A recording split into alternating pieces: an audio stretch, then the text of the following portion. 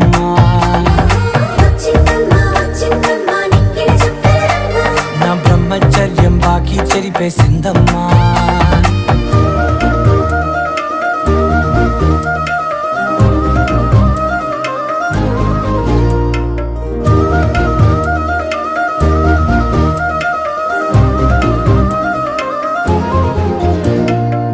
ఏకాంతాలన్నీ ఏకాంతం లేక ఏకరువే పెట్టాయే ఏకంగా.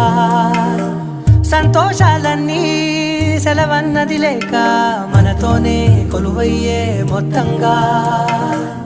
స్వాగతాలు లేని ఒంట్లో ఉండలేక విరహం